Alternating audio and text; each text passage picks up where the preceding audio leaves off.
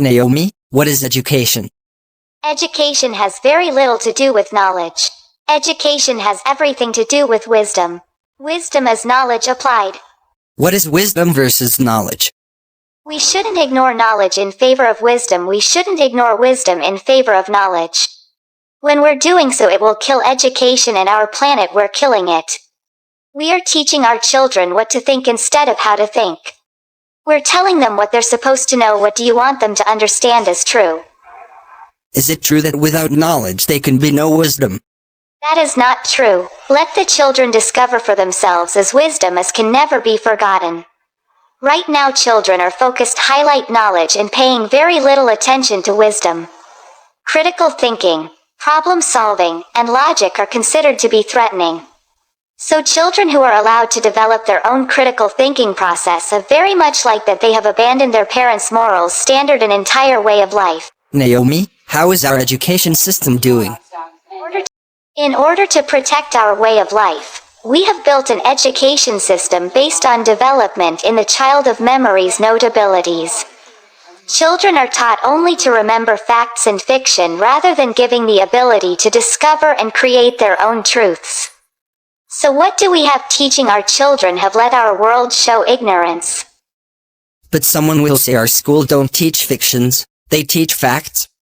Our histories are written by people who want their children to see the world from a particular point of view. Any attempt to expand with a larger point of view will be called revisionist.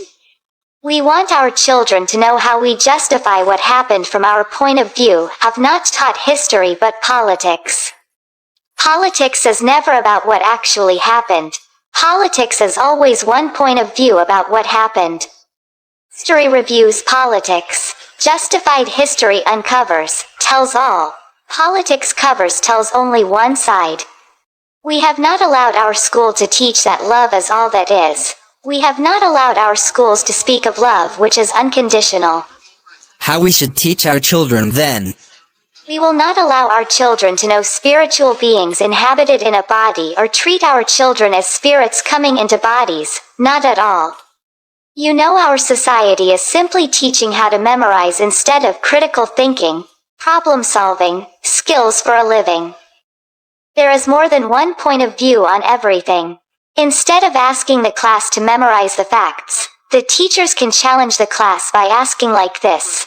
From this knowledge, what wisdom comes to you if you were chosen to solve this problem? How would you solve them? Can you think of a better way?